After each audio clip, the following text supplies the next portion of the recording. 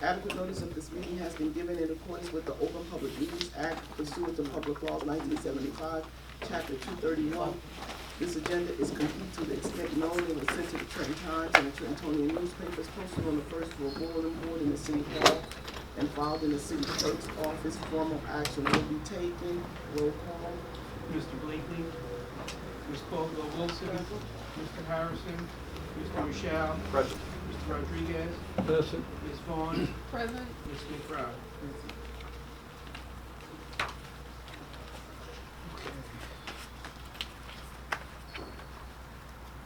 So we're going to go ahead and conduct a review of the docket for Thursday, March 5th, 2020.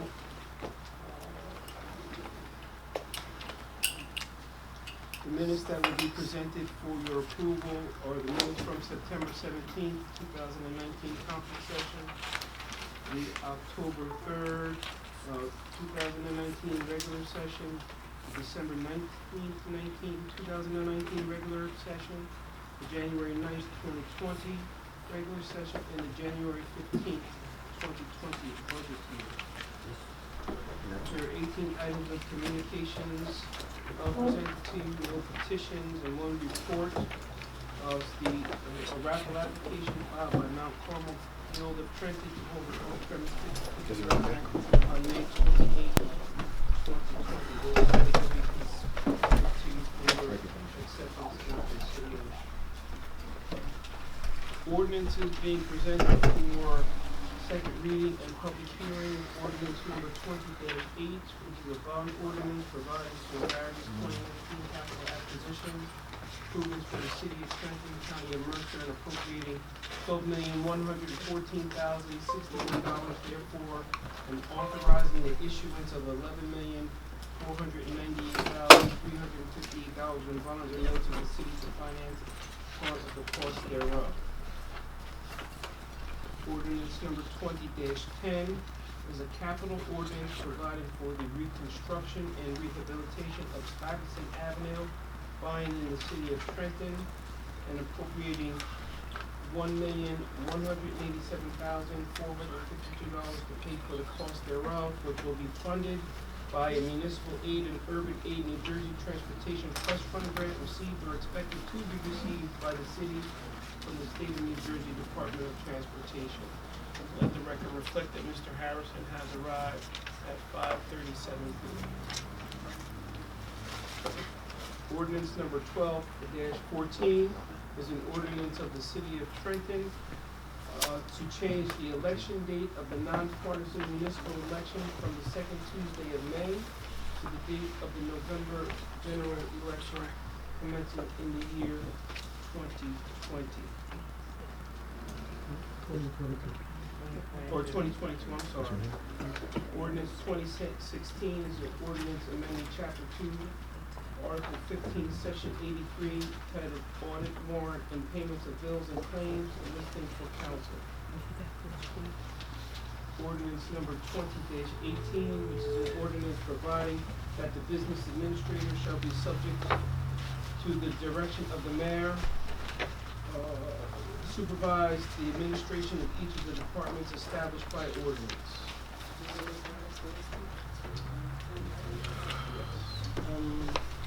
I wanted to speak to 2010. I wanted to know if this particular ordinance, this particular set of money was the money that was given to us as a grant for 2019. Because we've never seen any work that came out of the DOT, the Department of Transportation grant that we received last year. We never seen any work on any streets that money came to us. So I just want to know, what money are you talking about here? Are you talking about something for 2020? No, this is, every time you apply for the grant, it takes them like a year before they even give it to you. This is a grant we've applied for. So 2019, it was given to us in November of 2019. It was given to us in November. Yes, it was allowed that we're going to use harvesting. We asked for a couple of roads, but they gave us money for just harvesting.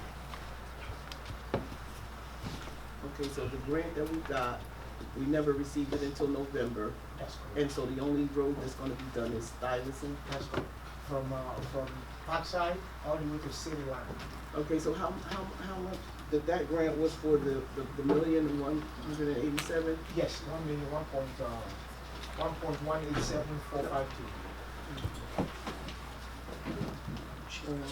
Thank you. We will continue.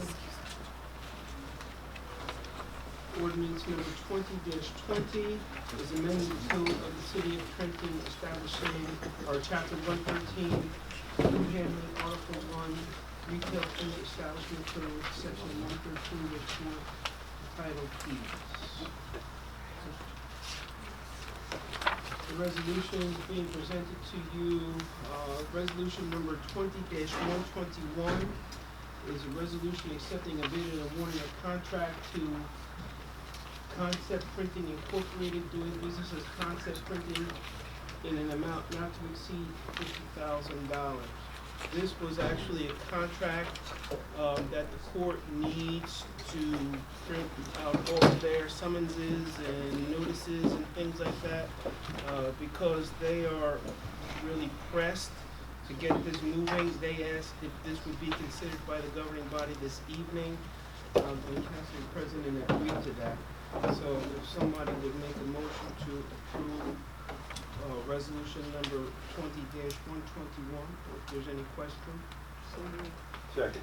Moved by Ms. Caldwell Wilson, seconded by Mr. Michelle. Is there any question, discussion? Is Ms. Stewart here? Ms. Stewart is not here. Is anybody here from the court? Is anyone here from the court? Can't get them on the phone either, so. All right, you continue. Ms. Caldwell Wilson, Yes. Mr. Harrison, Yes. Mr. Michelle, Yes. Mr. Rodriguez, Yes. Ms. Vaughn, Yes. and Ms. Smith. And resolution number 20-121 has passed. Continue on with the docket. Items being presented from the city clerk's office. Resolution number 20-104. A resolution of the city council of the city of Trenton and the county of Mercer, state of New Jersey, regarding service charges to the water utility of the city. Resolution 20-105 is a resolution requiring the director of the Department of Water and Sewer to appear before the city council on a quarterly basis. Resolution 20-106 is a resolution requesting the mayor to provide a report to city council on all development and redevelopment projects currently underway in the city of Trenton. The next 5 resolutions are being presented by the Department of Administration under the directorship of Adam Cruz. Resolution number 20-107 is a resolution consenting to the appointment of Maria Richardson as Director of the Department of Recreation, Natural Resources and Culture for the city of Trenton. Her term will be until June 30th of 2022. Mr. Gussiora is scheduled to be in front of the body to do his advice and consent requests. And then this will be voted after that occurs. Did we roll call? Yes. Okay. Resolution number 20-108 is a resolution exercising the option to extend the contract extension to, is that J3 Electronics Incorporated in an amount not to exceed $50,500. Can I roll call that, please, Mr. Harris? I don't know what that contract is for. I don't think that is the IT. Can someone from the administration tell us exactly what this is?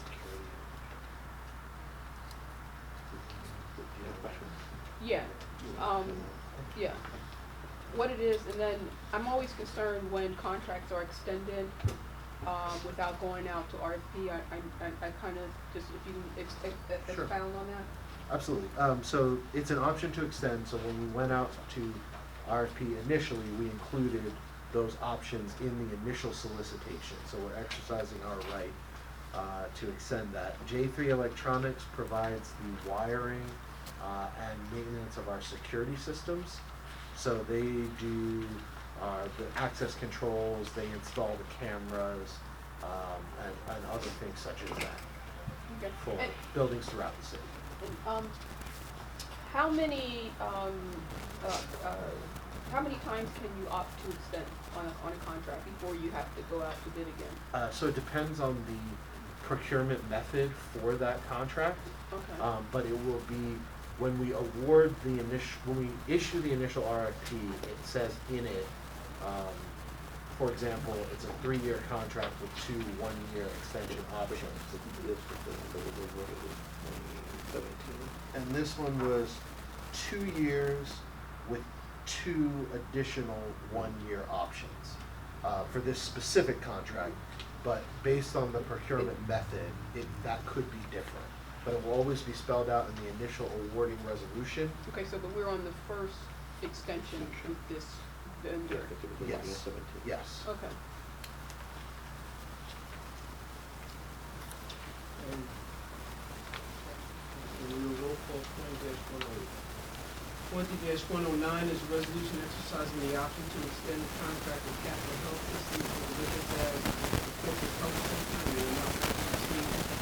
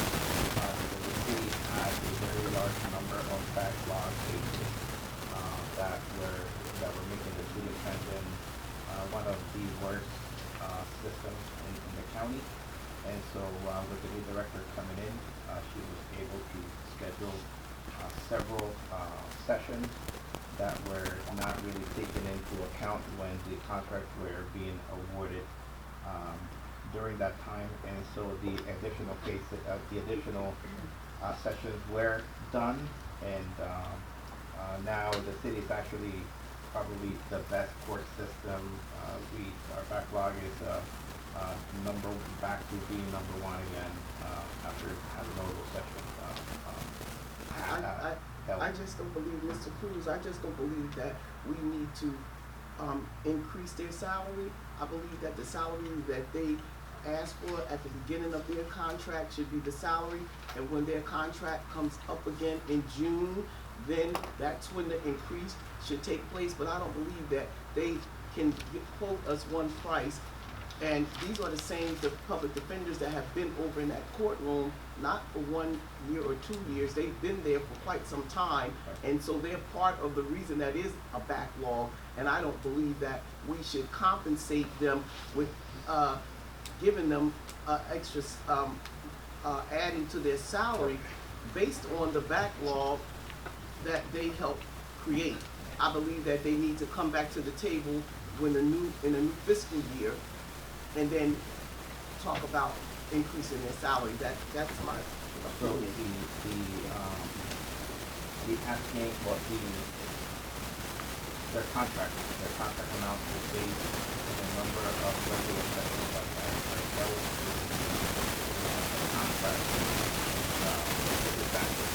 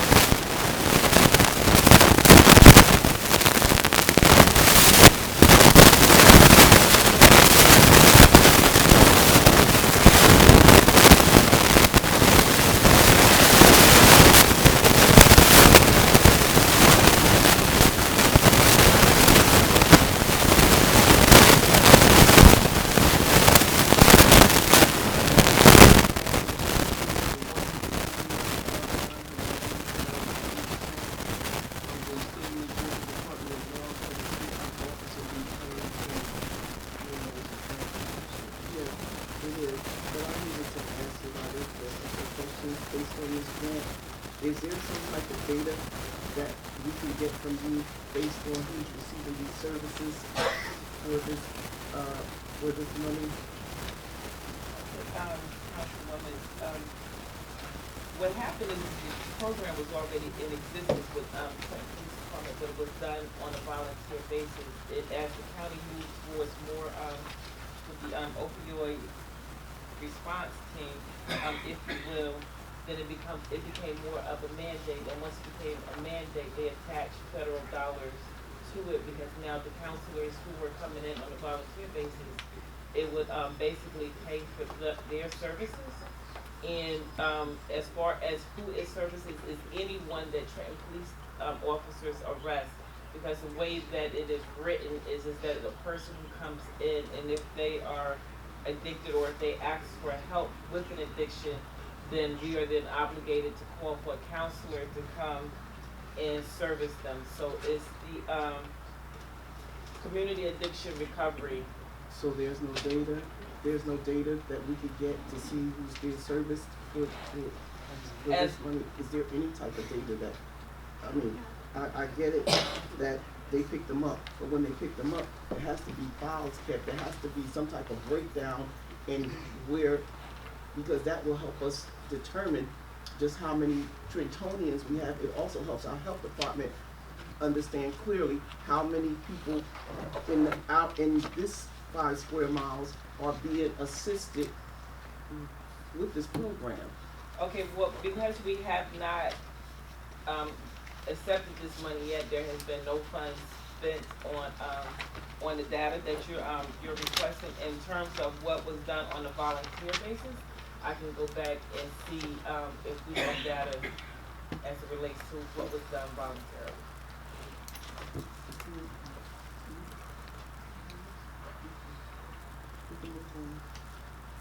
The next resolution is from the Department of Fire and the Directorship of Derek Sawyer.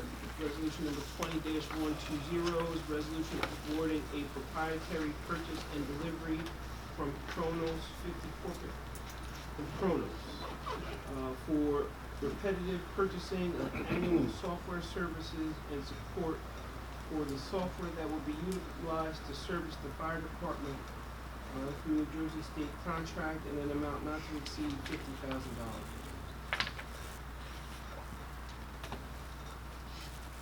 The next resolutions are from the Division of Finance. The next 7.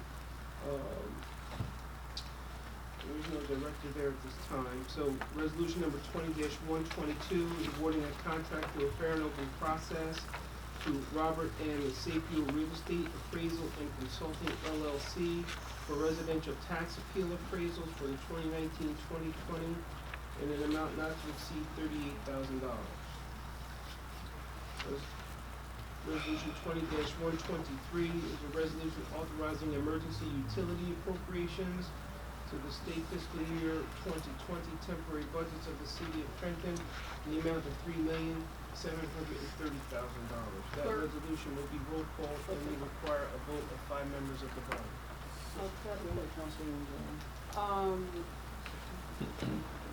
Mr. Cruz? This says, emergency utility appropriations. So I looked at the details, and the utilities identified as water, sewer, and parking, correct? Yes. And, of course, the larger appropriations going toward the water utility. Why are we having emergency appropriations across these utilities? Can you? Just like this is also similar to the regular budget of the city. Whenever we have a budget that has not been adopted by council, it is required that in order for you to continue operating, that you provide that we do emergency appropriations to continue operating. So as long as the budget is not adopted, we will continue to see these. Don't forget, we do quarterly, and then we do as needed. We continue moving forward, asking for emergency appropriations until a budget is adopted. But we have one that was raised in the your department, administration, Mhm. 21,112 for Okay. 754,000, Yes. right? Yes, just like for the other city departments. So, if this is budget related, why isn't the 3.7 million part of that number? Because this is specific to the water, not not for the other departments. Every time, they're both treated individual. So the city side, and then you have the utility side. So this is for the utility. But the utility, this is my first time seeing the split. No, it's done.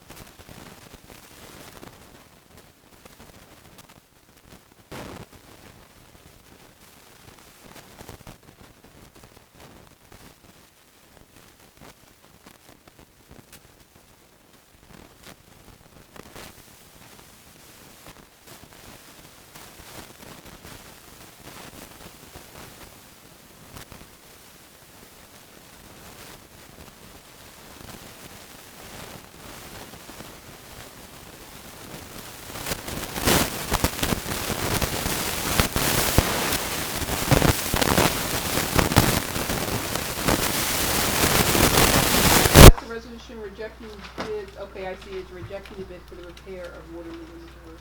Right. So that is the 3,197,1 and the water bug fee 3.9 million and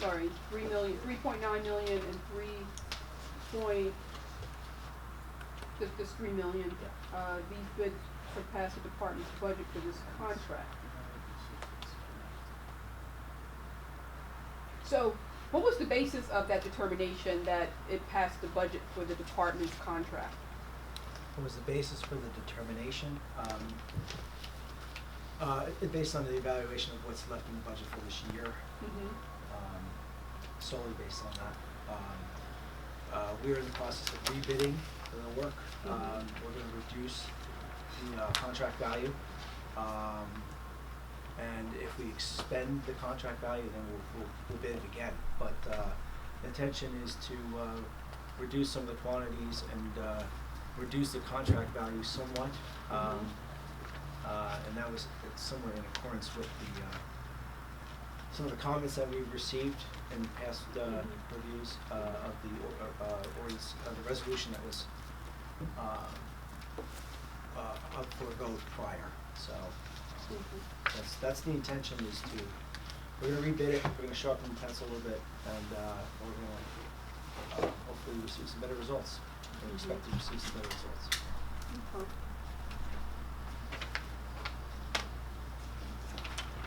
Thanks. You're welcome.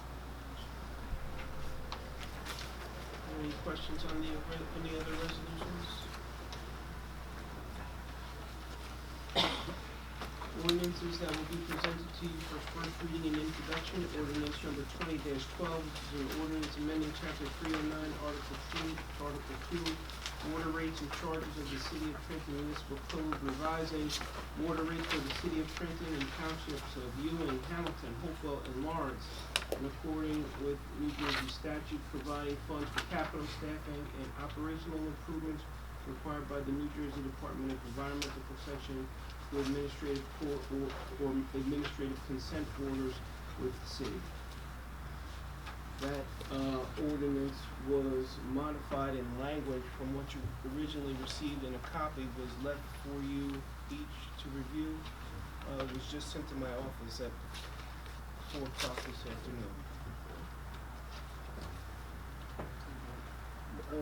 I want to make a motion to Second that. I'm sorry. Table. Table. Table.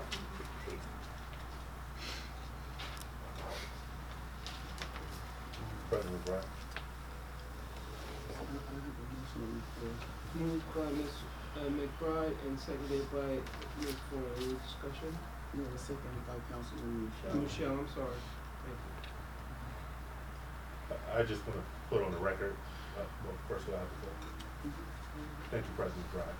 So I would just like to put on the record my opposition to tabling this. I think this is something that we should do post haste. This is central to keeping the waterworks self-liquidating. And I am heartened by receiving a letter that was sent to all members of this body from the leaders of the suburban fee payers that supported this increase in water rates and charges because of their understanding of the necessity to maintain the progress that is taking place at the Trenton Water Works. And so I think it would send a very, very poor message to DEP and the surrounding communities to not pass this or get the ball rolling, at least on first reading. And if we have any questions, we have time in the second reading to get our answers addressed. But to table it now, I think sends a very poor message and will not be received positively by DEP. And so I'd like to put that on the record. Thank you.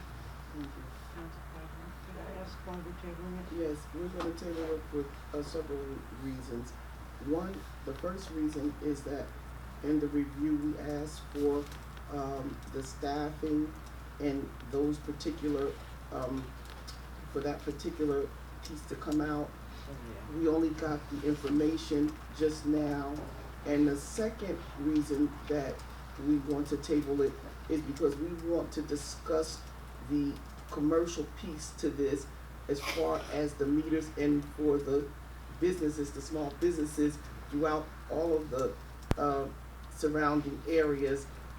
We need to have a conversation based on the commercial piece to this.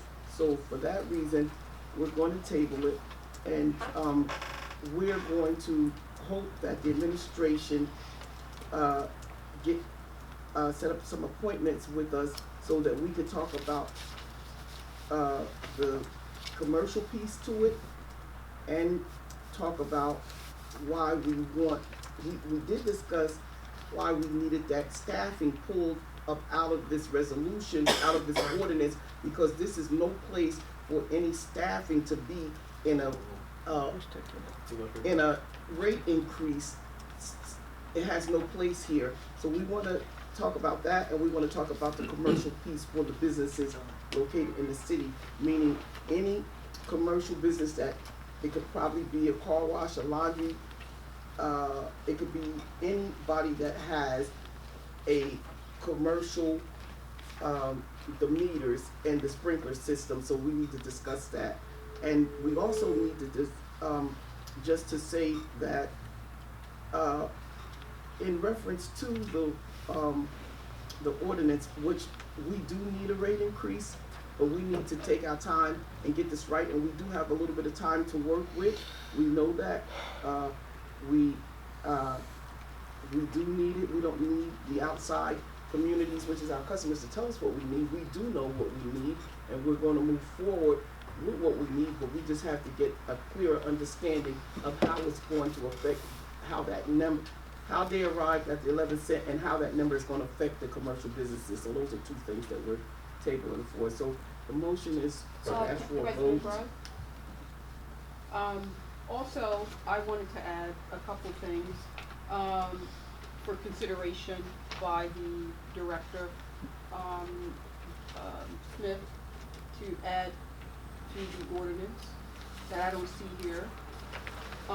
In section, paragraph 5, where it says all new connections or tapping for fees charged to public housing authorities or to nonprofit organizations building affordable housing projects or to any other affordable housing, including affordable housing units and inclusionary use and so forth, has a discounted rate of 50%, right? But I would like to have, and that's pursuant to New Jersey state statute, right? So there's also a state statute that establishes, that allow municipalities to establish discounted rates for our senior citizens and disabled citizens. And I would like that to be included in this rate increase. And so those are some of the things that we'll discuss when the administration sit down with us. And so, because I know that he can't give you a straight out answer right now. No, we'll sit down with them. Council President McBride, but this is a critical piece that all water utilities have in their rate increase. So this is, I mean, I don't know what else is going to be discussed with the administration. I'm just saying what should be included here. And that's one of the things that by statute should be here. For senior citizens and disabled citizens should have the appropriate reduction across the board for their water service. That's all. Okay, and Mr. Smith or Mr. Cruz, if they could start setting up the appointments, and you could try to get the schedules, send Mr. Harris some available dates, and then we could do the 3, you know how we do a 2, 3, 2, like that, and break it down so that everybody could get a chance to go back to the table and then move on to make the corrections and then bring it back. President Bryan, I have a question. Do you mind if I make one statement of clarity on the small business? issued. We do, the rates that were determined for the connection fees were actually much larger than what was identified in this ordinance. We actually cut the connection fees, particularly for the smaller users, like the residential properties. Based on a rate evaluation, MW Financial came back and suggested a $3,000 connection fee, based on past ordinances and the money that was spent by the utility to put in the pipes, to put in the treatment, to put in the storage, to deliver water to the residences, new connections. We chopped that number from 3,000 to 1,000 because we felt like it would help, sustain development in areas of need. Related to the fire line charges as well, there's flexibility in the fire line quarterly charge. I'm just letting you know, you're not going to get a lot of pushback from the water department if you want to discuss fire line charges, particularly for the smaller lines. It's entirely on the table. The $8.2 million that we had in water rate increases was primarily funded by the meter fee charges that you see for the properties across the board. So the fire line charges, that is just additional money on top of the 8.2, money that we certainly could use to harden the surplus, okay? But I do see that the percentage impact on the 2% fire line charge, the 3% fire line charge is, from a percentage basis, it's more than other sizes, so we could adjust the rates so that it's more consistent with the percentage increases across the board for the rates. We would be open to doing that, certainly, and I would welcome a chance to meet with you to discuss it further, but we can certainly move very quickly on it if that's. I have one question. So, this is just so that when we have our meeting, you may have the appropriate information.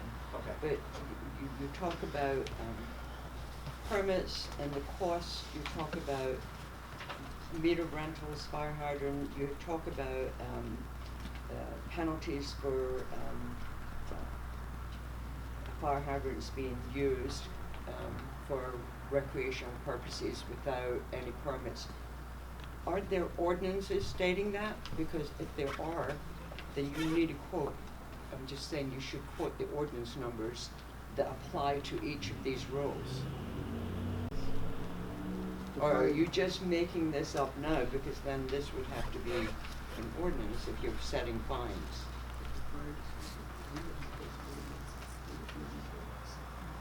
You understand what I'm saying? This in itself is an ordinance. You're Huh? saying there would have to be other ordinances on top of Well, that that would allow us to charge a if hundred? you're going to apply fines, and Mr. Harris, correct me if I'm wrong, but if you're gonna make a list of fines or costs, that would have to be done in an ordinance, wouldn't it? You can. Unless there already is an ordinance with fines prohibiting the penalties for prohibited use of fire hydrants, and we must have an ordinance to that. There is. Okay. Yeah. So if that's the case, then you need to look at that ordinance, and if this is an amendment, then the ordinance has to be amended, and then you report the ordinance number in here. So I'm just giving you this heads up so that when we sit down and have our meetings, Yeah. we will have that information available to us so that we can make the appropriate adjustments on here. So I have to, for certain fees, make sure I have it right. Well, So you for know, certain there- fee structures that we're proposing, Yeah, if but there there's an could ordinance. already be ordinances setting fee structures. Okay, As So far as the you just hydrants, we can't do- automatically change them in this ordinance unless you're amending the previous ordinances. okay, I will verify that for you in advance of the meeting, And all work right? with Mr. Harris, cause he Yeah. was very good at looking up that stuff. Not a problem. I thought we did the due diligence, and these were fees that were not, anything that's bold that isn't crossed out are new fees that we don't have, and we should have. Well, I'd prefer that we check to see. We will. Thank you. Thank you. I just have one quick, Can I ask you if there's nothing that you need to state for the record, can it be said No, I have during to say the, this for the during record. the meeting I that you have, have. I may not be able to meet with him, I just wanna state for the record. But you need to meet with But I him just, to discuss your piece. if I don't have anything else, I'm saying my piece right here. The only thing that I need to say is that I just want that included, and I just missed out veterans. So disabled, senior citizens, and veterans, this is what the statute said, okay, they get a discount, that's all. Go ahead, Councilman. Thank you, President Ryan. I would just like to put on the record my strong support of including staffing in this particular ordinance. Let me finish. Let me finish. We have spent a lot of time as a council discussing the fact that the salaries at the waterworks are not competitive, right? That they are an impediment to attracting the type of human capital that the Trenton Waterworks needs to thrive and to be successful.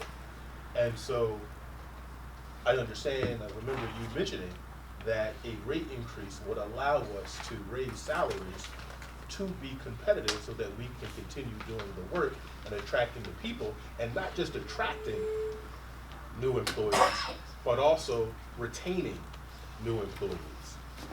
And so it would be counterintuitive to remove staffing from this ordinance when we should be moving in the direction that you previously stated in terms of making the Trenton Waterworks a competitive employer as it relates to salaries.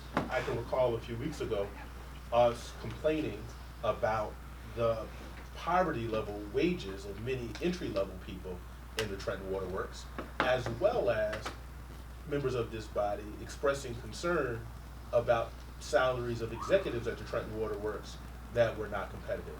And so if we believe what we have all said previously about the importance of making those salaries competitive, it would seem irrational to remove staffing from this important ordinance. So I just wanted to put that on the record. Thank you. Councilwoman Caldwell-Wilson. So, absolutely, staffing does not need to be in this ordinance. This body is fully supportive of increasing the salaries. We have been fighting for it. There, with or without this ordinance, we have demanded that these salaries be increased. I don't think this ordinance should be based on the fact that we need to raise these rates so that we can pay more people. This is for infrastructure, this is for emergencies, this is for raising additional revenue. And the staffing part of it does not need to be in there because we are going to do that anyway. And it's not necessary to tie yourself in to say, okay, now it's going to be all over the papers that we're going to raise these rates just so we can pay more people more money. We're going to pay these people, we're going to increase their salaries regardless of whether this ordinance gets passed or not. Part of the operating procedure. Yes, thank you. So it's not necessary to. Right, so that's why, yeah, so it was removed. Thank you, Caldwell-Wilson. It was removed. Rodriguez. The salaries is a union contract that deals with that. And it should be a separate ordinance, not included in this. It was, the part of the employees was taken out. This is the amended one, I just got it this afternoon. And most of it was taken out. I don't know if the different scales that are here reflect businesses or industry, like these different sizes, three-quarter, whatever, rates. Just the second page. So those are meter charges. So basically, the way we bill customers is two ways. There's a meter charge which is applied on a quarterly basis, right? And on top of the quarterly charges, there's consumption charges. Consumption charges are the $2.11.6 per $2.11.6 per 100 cubic feet. Consumption charges are remaining the same. We are modifying the meter charges. So when you use the water, the volume you use, you're going to get charged at the same rate of the volume that you use, but it's the rates of the meters that the meter fees which are being modified, and it applies to both meters for consumptive use, and also for fire line, meters, separate charges as identified in the ordinance. Thank you, Mr. Smith. You're welcome. Thank you. Thank you.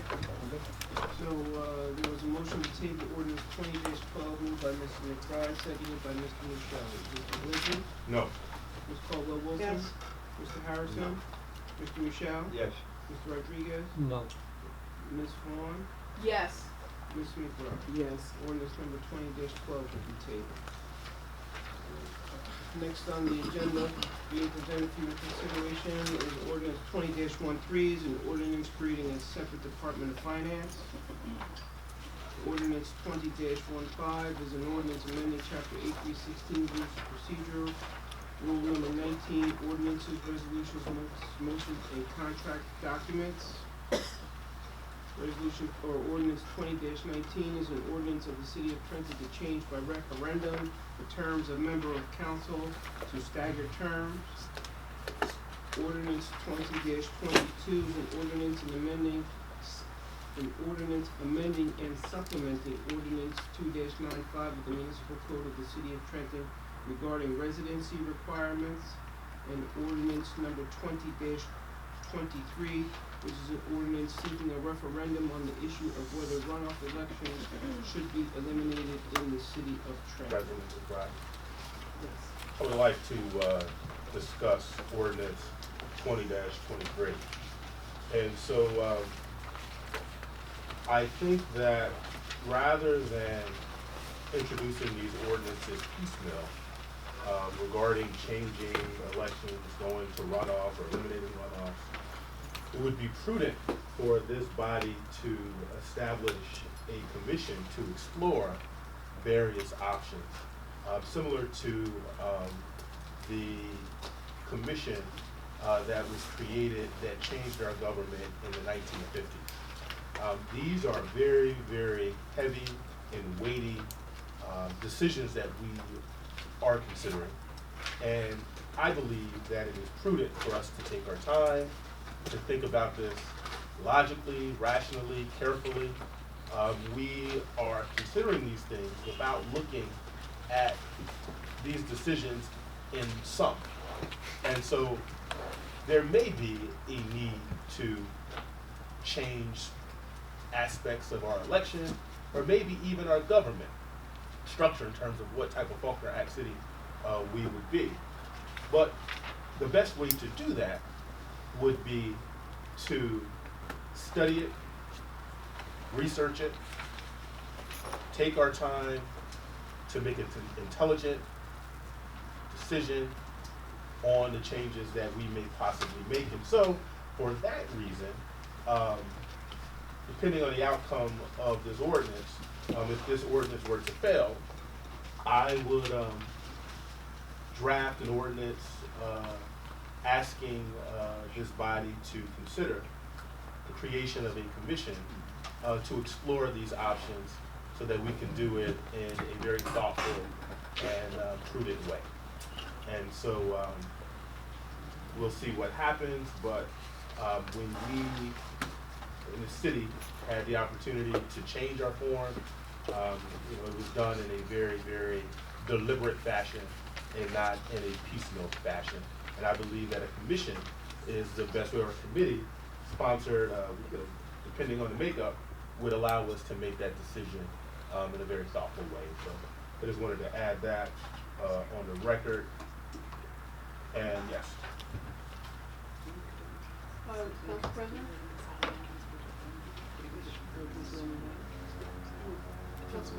Yes, I just wanted to follow up with my colleague, Councilman Layton. These ordinances I introduced. So we did not convene as a council on any of these suggested changes. I consulted with my constituents who asked that I raise this.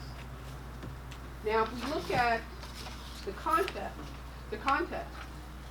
of the ordinance, it is not for the council to decide whether or not the structure of our elections, whether or not we have a runoff or whether or not we have staggered terms. The ordinance asks just for a referendum.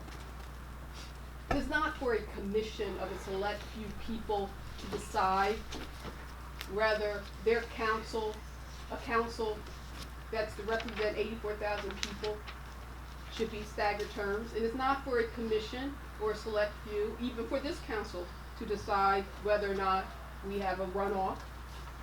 It's for the electorate to decide.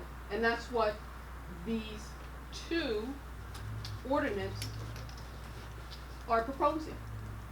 For the electorate, the people of this city, to decide whether they want to make an effort to consolidate their elections,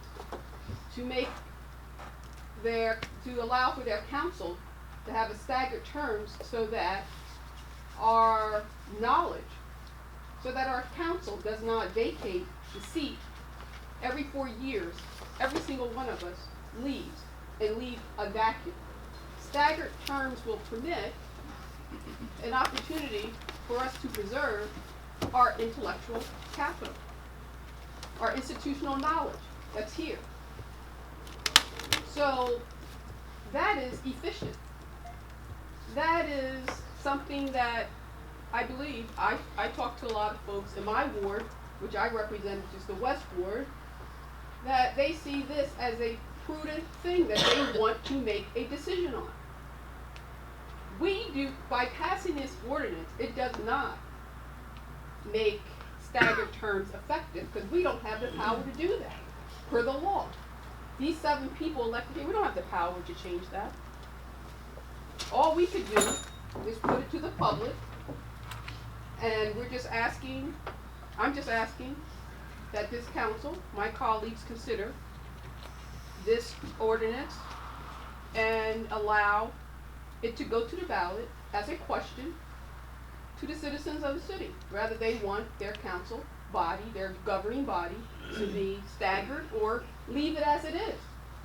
To vacate every 4 years, all 7, all at once, and potentially putting the city at risk of losing all the intellectual capital and all the institutional knowledge that has been gained, wiped out.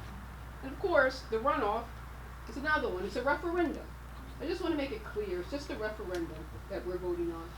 If it doesn't get on the ballot, it doesn't get on the ballot. The people will never get an opportunity to participate, to decide how they want their government structured. And or their election structure. None of these ordinances even come close to changing how the government of the city operates. We're under the Faulkner Act. This has no impact whatsoever, 0 impact. Changing your elections will probably net us some major efficiencies. And of course, as I just stated, cost efficiencies, cost savings with the runoff, and also with the staggered terms, certainly preserving the institutional knowledge that the council is not wiped out every 4 years and leaving the city at risk. That's all. Thank you. President Brown. So, Mr. Harris, is that all of the business for today? Those are all of the items that are being presented for your consideration on Thursday, yes. So, is it time for public comment? Public comments on docket items only, yes. So is there a list? You want to get it?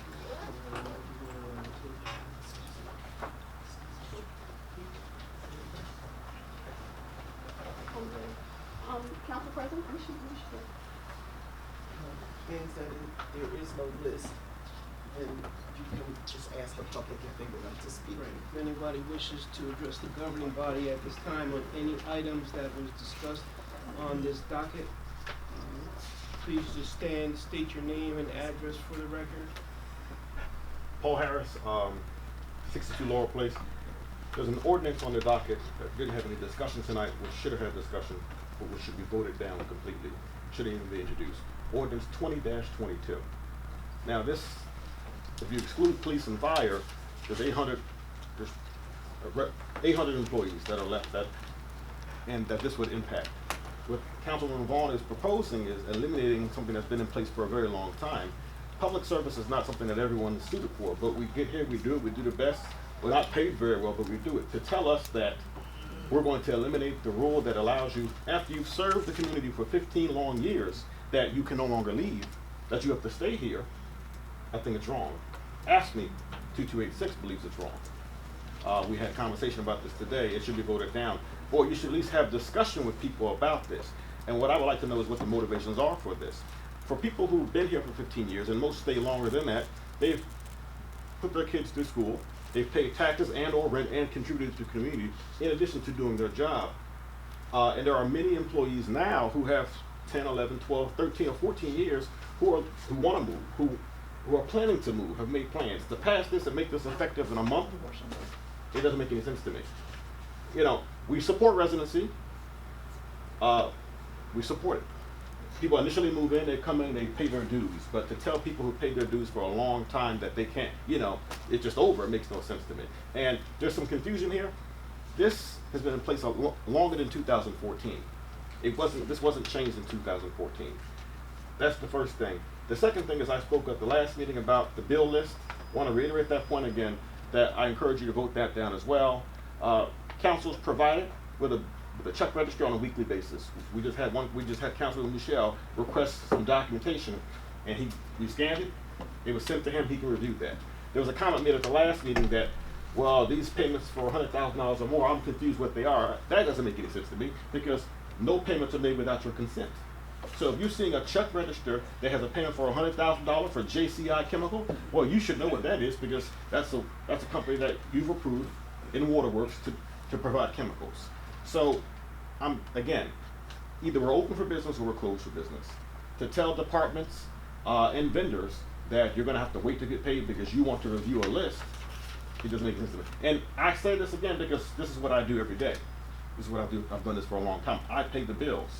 I think it's just going to add more red tape, and I think it sends a bad sign. Unless someone can point to something that this is proof that why you need to review this. That's my what I gotta say. Is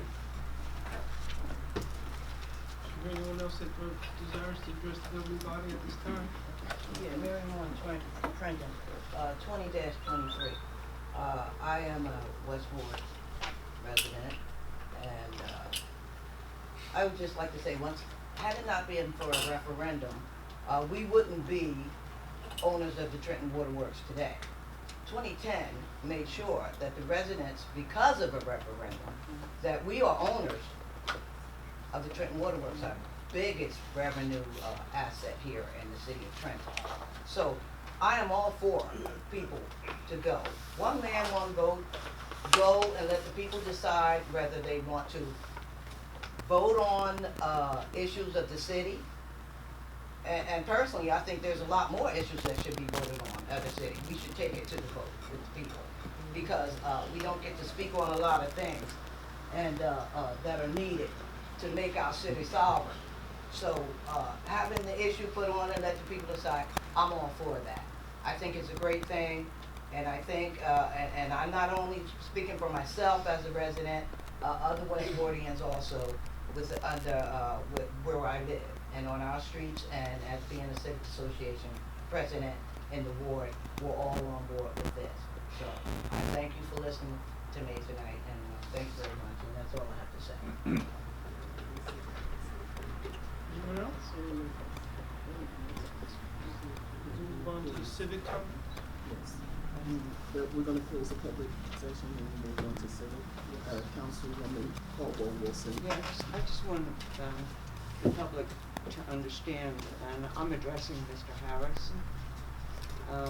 It is this council and this body's fiduciary responsibility to approve anything that is paid in this city.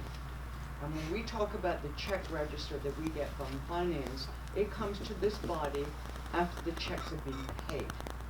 We are not questioning whether the checks are legitimate or not, and it's not just contracted checks that go out there. What we are saying is you can't send out checks until this body approves it. And we know that that's a business of the city, and we know that's the bills that the city pays. So if you can have the check registered to us twice a month, which I don't get it twice a month, You can still give it to us twice a month and you can still make your payments. But as long as this body authorizes it ahead of time and not after the payments have been made. And I just want the public to understand what our responsibility is and what we haven't been doing. We have not been doing our fiduciary responsibility to the taxpayers of the city of Trenton by authorizing any checks or anything that was signed and sent out from this city. Thank you. I just wanted to piggyback off of something that the councilwoman stated. When she stated that it is our responsibility to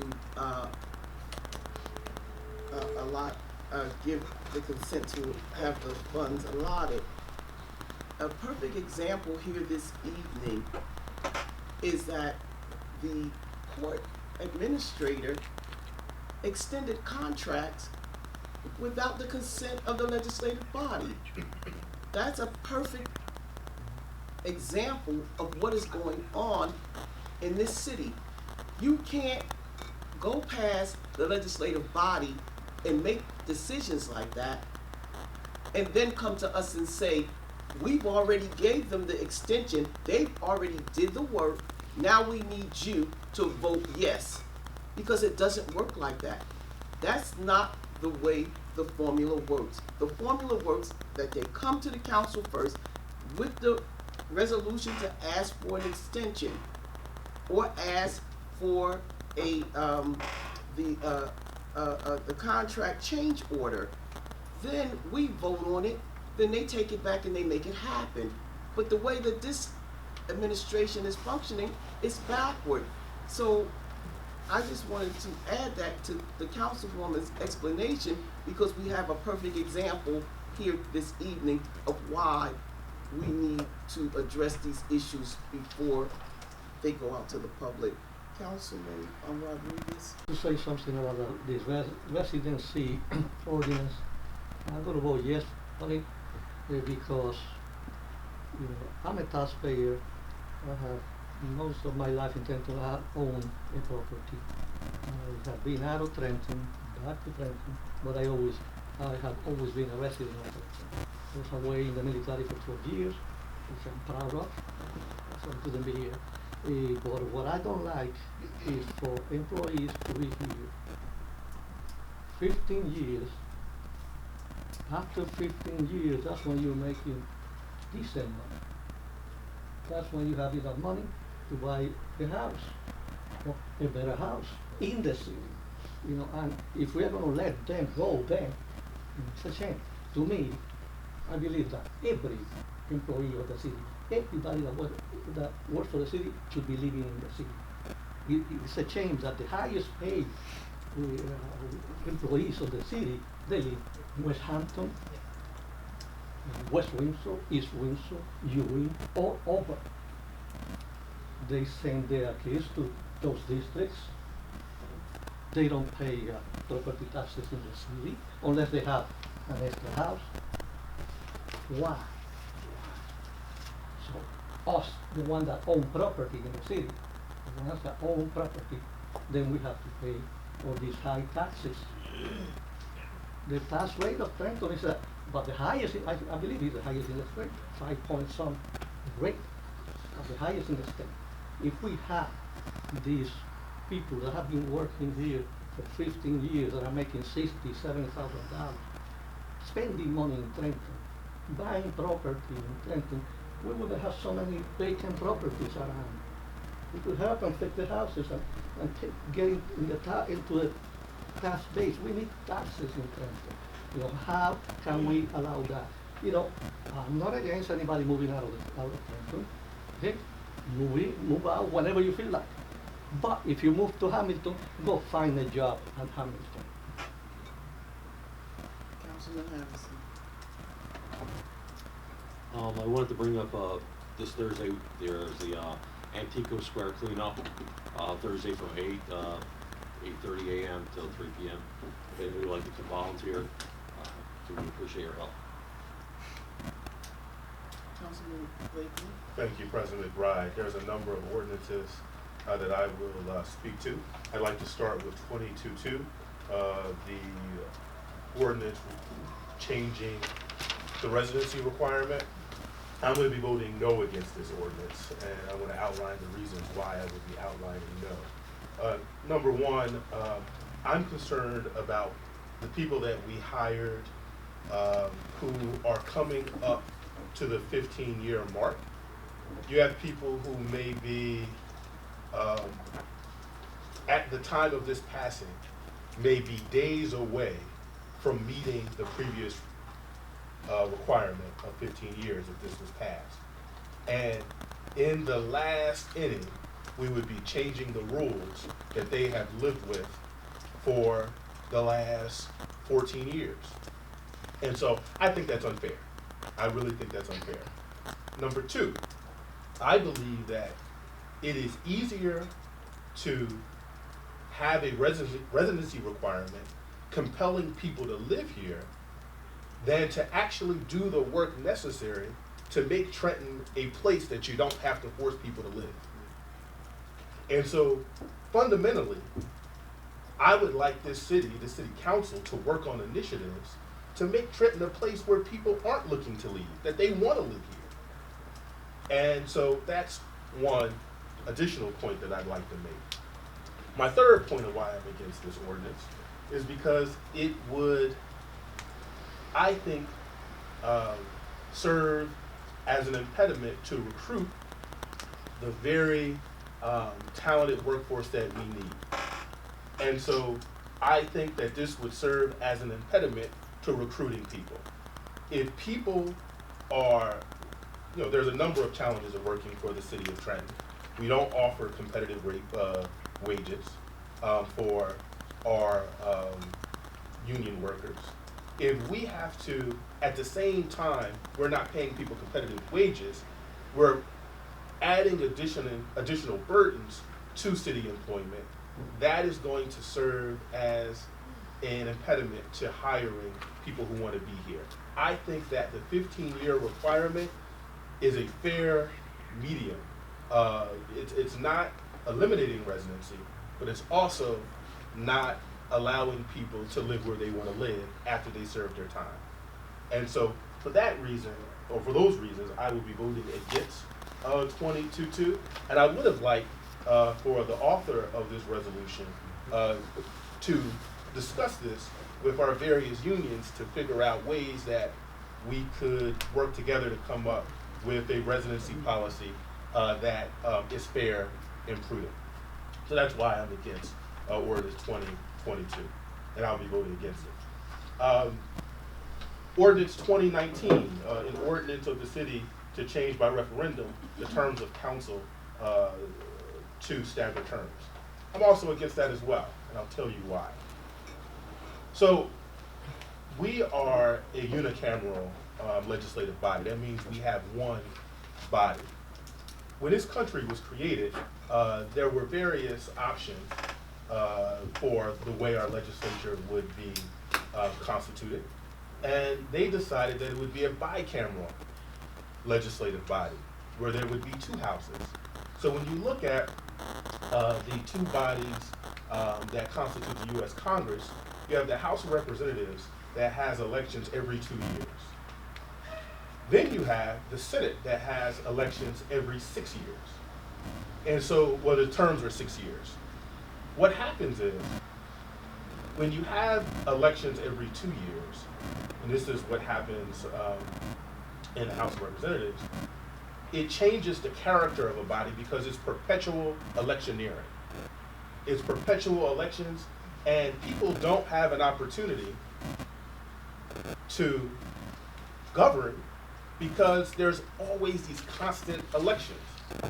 And so I think that having elections every 4 years allows the body to focus on actually governing rather than posturing for someone's election every 2 years.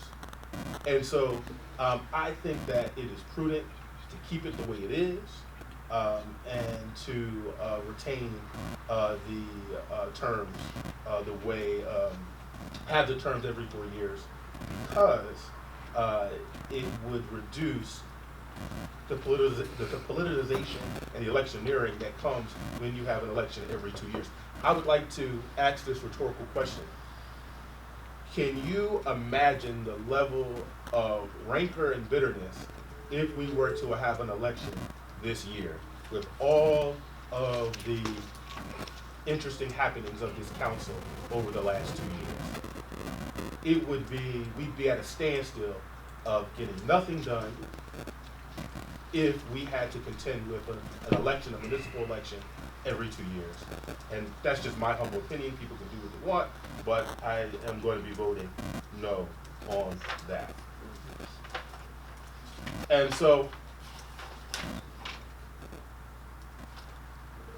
finally, I'm going to be voting no to 20-23 regarding a referendum on the issue of whether runoff elections should be eliminated in the city of Trenton. I think that this is probably the most dangerous of all of the ordinances that we're considering this evening. When you eliminate runoffs, what happens is you have people appealing to narrow slivers of the electorate. We could have people on city council, particularly in a very crowded field, who win with 100, 200, 300 votes. We could have people who are mayors who win with 5% of the vote, 10% of the vote. It is I think, very, very dangerous notion to think that people could win with 5, 10% of the vote. That's why I support runoffs, because it allows the electorate, it allows politicians to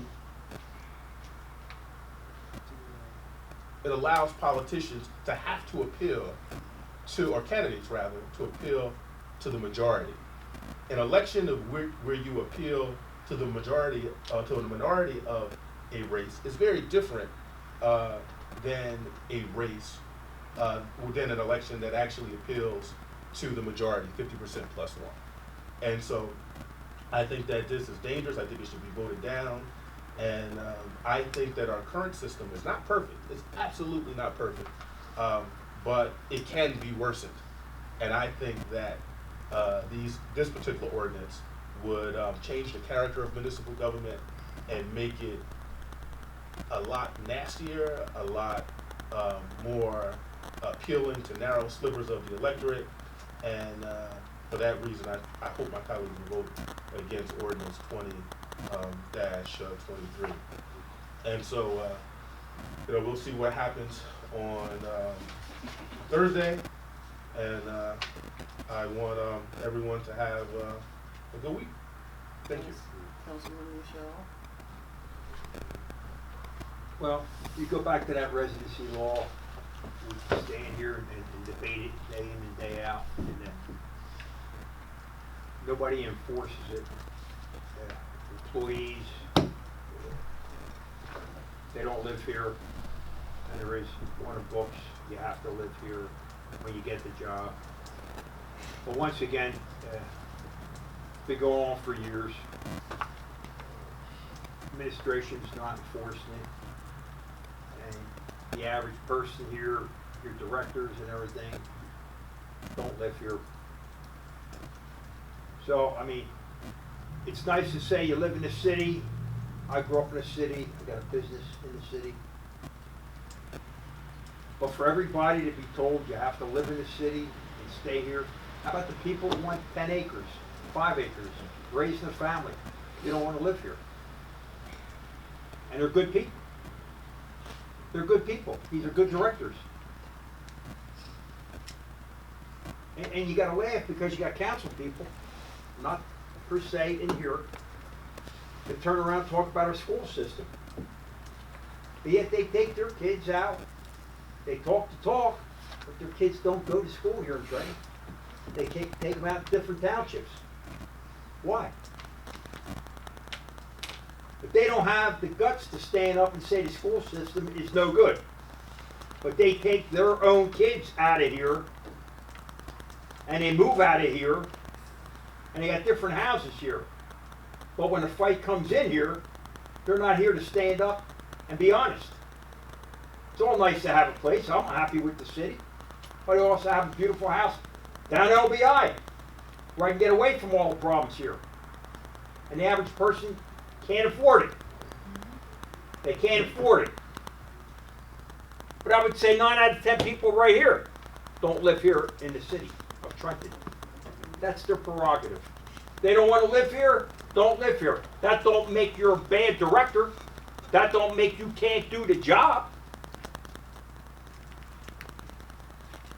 Just because I go back to LBI or something don't make me a different person as a council person.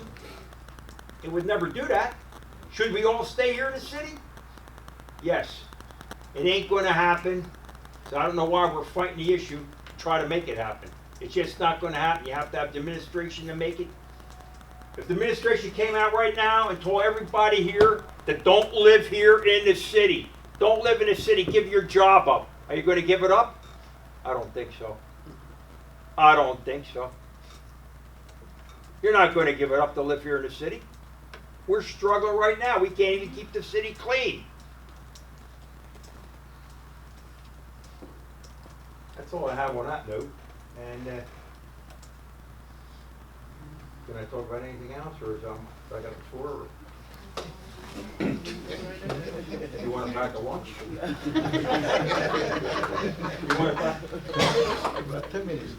But for the water department, commercial, not because I got a commercial business for 40 years, but LBI just started, you buy your own meters, your water meters. Everybody down the shore has to buy their own water meters. Might not be a bad idea to look into it as a commercial business. You turn around, the commercial people have to buy their own water meters. I think it's been 11 years since I replaced my water meter. But commercial rates right now are affecting a lot of people that are coming into me. That's for churches, besides car washes, the laundromats, and all that.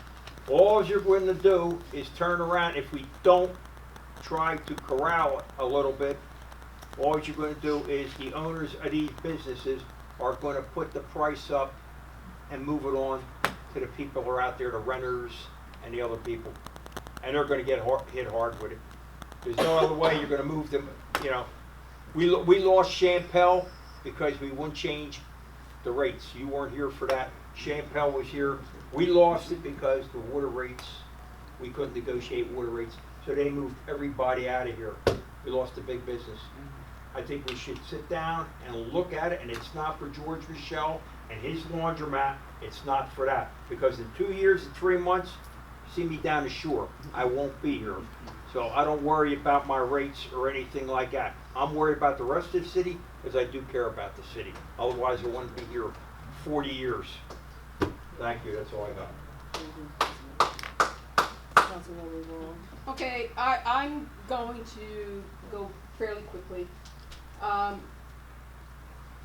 think it's very important that the city suffered for many decades. And one of the things that I see, that I hear here tonight regarding the water rates, we really don't know what the role is of the executive in the council. Here we are asking a director, we're the council, and we'll learn more and talk more about this issue as we move forward. But Councilman Michel, from my understanding, this council doesn't have to ask the director of the water department about increasing the water rates. That's our job, to determine the rates we're going to charge our senior citizens, the rates we're going to charge our residents, the rates we're going to charge our businesses, and etc. We, by law, is the body that establish those rates. And if someone hasn't told you guys that, and you don't understand that, then this process and our government is severely broken. And that's a fact, and I'm on the record for that. We don't ask anybody to increase those rates. We do that. That's our job. So I'm going to leave it at that, and I'm going to let the legal and the regulatory bodies that govern this municipality tell me and this council differently. So Acting Director Smith, I'm not trying to take any responsibilities from you, but the fact of the matter is you're not in charge of establishing the rates for this municipality. It's the governing body. Okay? So on the other subject, I just want to clarify what's being proposed for if we're going to move to staggered elections. Staggered elections are not going to happen every 2 years in the city of. Each term will still be 4 years. That's not going to change. It will be 4 years for the ward candidates, and it will be 4 years for the at-large candidates. So that's incorrect. So if only the first cycle will be the ward, not the at-large, the ward candidates will have to, at the end of the second term, run an election to get reelected. And after that, every 4 years, the second year. Yeah. So I just want to say that loud and clear, that if the council approves the ordinance to the referendum to put the question on the ballot to the electorate, and if it passes, it will not diminish the terms of the ward council representatives. Both the ward and the council at large will be still 4 terms. We just will not be running at the same time. On the residency ordinance, to change it, to amend it, first and foremost, this change happens all the time throughout other municipalities, and throughout the state, as a matter of fact. Our governor, former governor Chris Christie, amended the state residency law that says that you have to live in the state of New Jersey to work in the state of New Jersey. And what he did was he grandfathered clause, at the time the law was enacted, employees who were, from out of state and were working. Of course, it doesn't make sense to say, oh, everybody who currently working in the state to book up and leave. So, like that amendment, the state amendment of the residency, which makes sense, why would you want to be an elected official, rather an executive or part of the legislative body, and you don't represent your constituents and you don't care about the taxpayer dollars, leaving under your purview? Now, we have an estimated 400 plus individuals, maybe more since the mayor has been here for the past 2 years, who live outside our borders. We have laws that should be, I don't think anybody in this room is in violation of the law, because the law says that for directors, there is a criteria for them to, come into the city and for employment. And there are waivers that are granted by the executive if he chooses to do so, to facilitate those professionals. And also for the general employee, non-directors, when you come in on the onset, you filled out an application, you knew what the terms of the employment was. That you fill out an affidavit that you're required, if you do not live in the city, that you're required to live here 90 days. And that's in every town and municipality. So, I just want to say for the residency law, or the section that we're seeking to amend, is to get rid of the 15-year clause. Just by the math only, 400 people, plus 400 people who are non-residents. If you take an average, $35,000, $40,000, you're talking about $15 million annually leaving the city. Our taxpayer dollars are leaving this city to go into another municipality and get invested in that municipality and not invested in the city of Trenton. So no, as an elected official, I represent a large tax-paying constituent.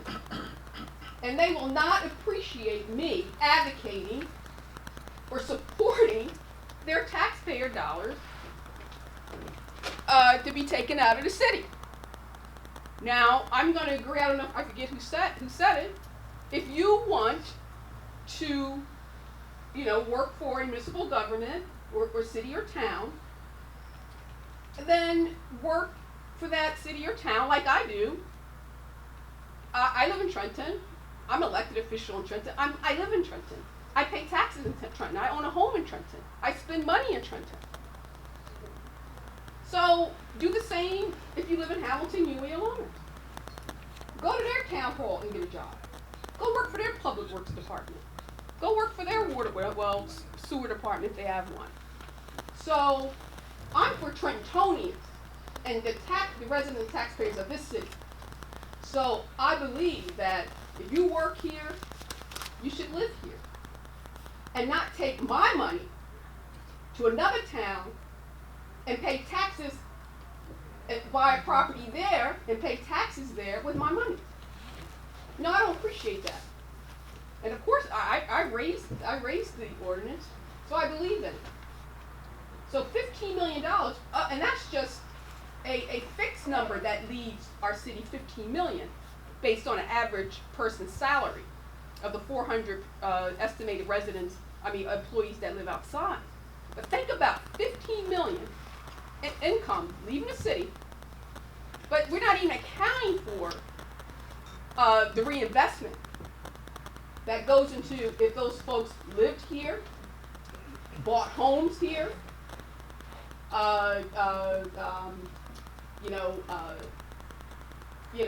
had their kids play in the Little League here, attend our school district.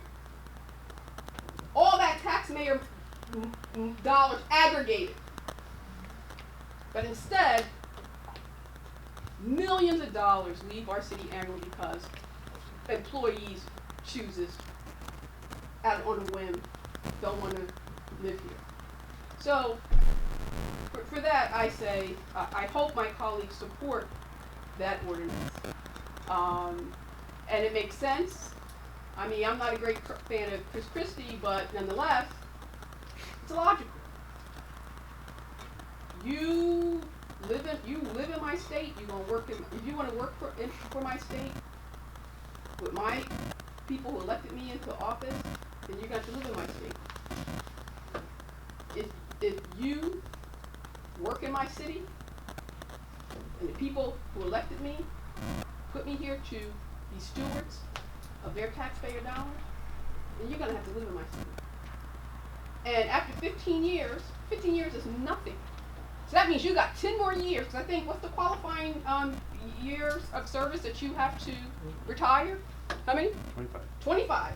So that means you got 10 more years of earning my taxpayer dollars to dump in another municipality and develop Hamilton Township and develop Union Township and not develop Trenton? So that's what I have to say to that. So please vote for those ordinances. Thank you. I'm done.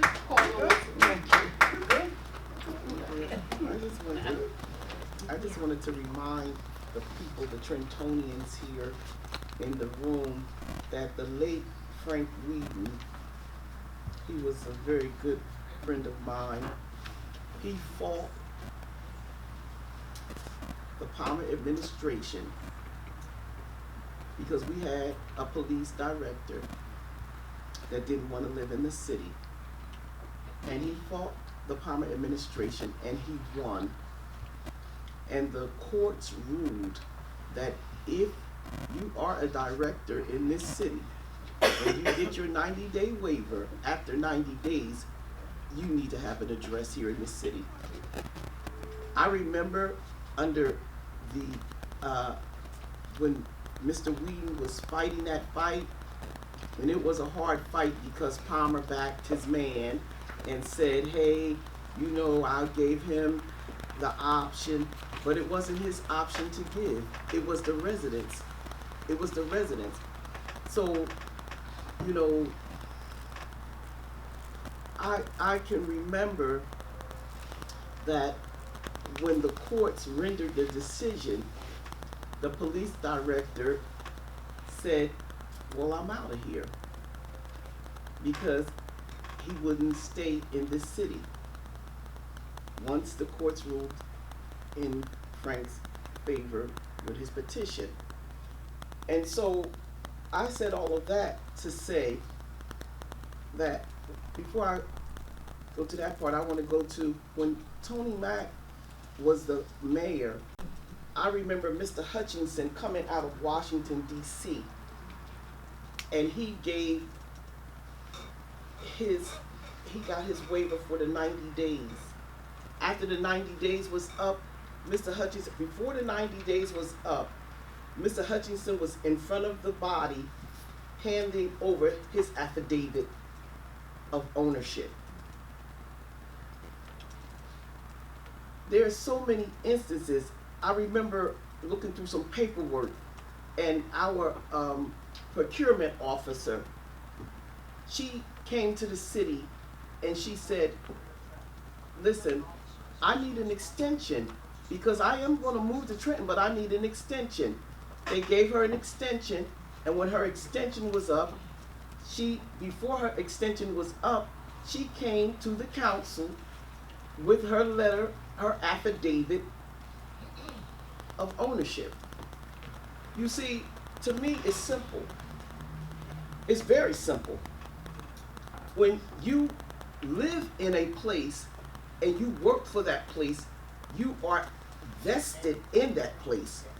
When you do not want to live in the place that you collect the residents' tax dollars, it tells me one thing. It tells me that you're not going to do 100 because your vested interest is where you live at. If someone can prove me wrong, I want them to do that. Because my thing is, if I pay my tax dollars here and I live here, I am invested here. I think I'm the only one here that had children to go to the Trenton public school system, and the Trenton public school system began to fail. When you have people with a certain amount of education, a certain amount of money, they change the environment. All the people that make $50,000 or $60,000 can't move out and leave the city with the people making under $50,000. Then you're going to get exactly what you're paying for. You're going to get people that aren't owners, aren't homeowners. They don't have any vested interest in the property that they're living on because they don't own it. And that property, you're going to ride by that property and see trash and debris out because they're not owners. When you are owners, you are vested. There's a vested interest that you have, and that goes across the board. So it's simple to me. If you don't want to live here, then you go find a job somewhere else. That's the way that I see it. And that's my opinion, because as long as we keep allowing you to take our tax dollars out and make another community thrive, then that's what we're going to get. We're going to get the services that we get right today. Go outside and look outside and see what you see. It's so dim. Trash. No pride, because we're not doing our job.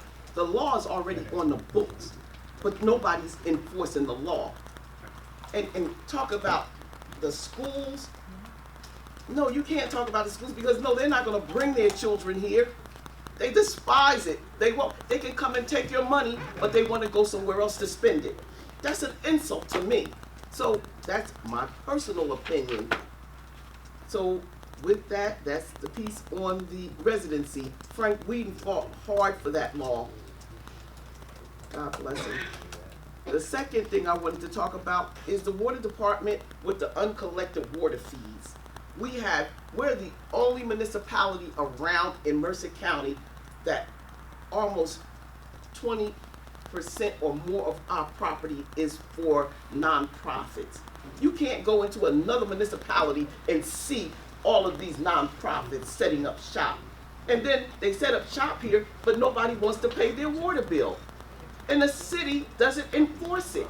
We got a list of some churches owing $200,000, $150,000, $60,000 on uncollected water bills. Why? That shouldn't even occur. You know why? Because somebody is somebody's buddy. And so it's not important to collect the fees. It's important to turn a blind eye. They gave us a list, but they won't even enforce the list. I mean, come on, guys. So we accept it. We get what we accept. The second thing is, you've heard this evening about how this administration makes decisions that the council should make, and then they make the decisions and they want us to vote on them. This here paper that was up on the screen was a letter from Mr. Morelli to the Public Board of Utilities saying to take the council's name off of the water department as the board of directors. Who gave him the authority? Who gave him that authority? Well, I'm telling you, I didn't give it to him, and I am not going to yield that authority to anybody, because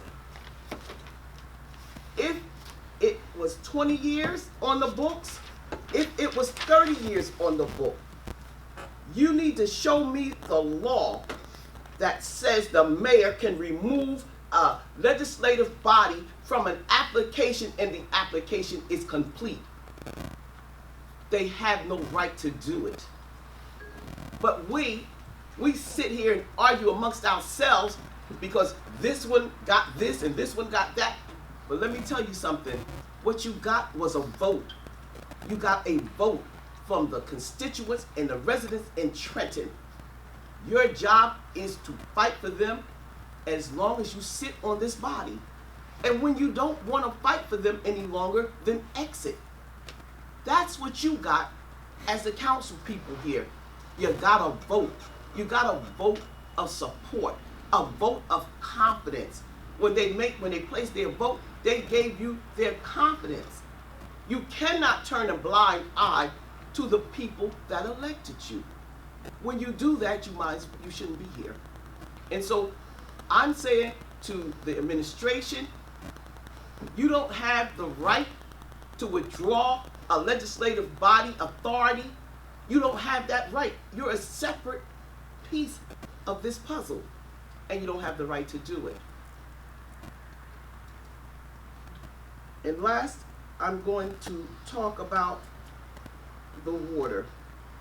It is good that you have a dialogue, because for some reason or another, we need to understand who has whose interest.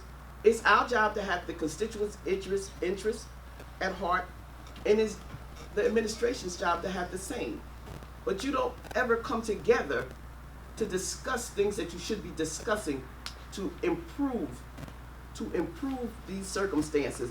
And so that is one of the reasons that I suggest that we sit down with the administration, talk about this rate increase, and discuss it so there will be some clarity, and both branches will be on the same side. Because when it comes to this water increase, we have to remember several things. They just did another property assessment. I got my letter 2 weeks ago, and those that don't own property would not know that. I got mine 2 weeks ago. We have a budget. 9 times out of 10, there's going to be an increase. And we have the people that can't afford to pay their taxes to get that 18% late fee. We have to factor all of this in to what we're doing, because the only people that are going to suffer from these increases is the seniors, the people that are on fixed incomes. So you want to make it that you don't help run them out of their home, rather than to try to provide some type of relief for them. And so I want the water increase because I believe that a certain portion of that money should go to offset our taxes so that these people can get some relief. The residents need some relief, and it's our job to get it for them. And so I believe that the rate increase is a positive thing. It hasn't been done since 2013, but I also believe that there's pieces that have to go be fitted into that.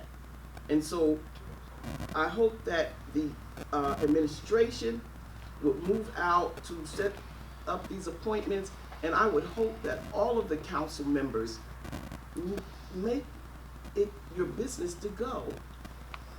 Make it your business to go, because it's not about you, it's about the people that gave you that vote of confidence. Thank you so much. Thank you so much. Thank you so much. Being no other business, is there a motion to adjourn? Moved by Councilwoman Caldwell Wilson, is there a second? All in favor? Aye. This meeting is adjourned.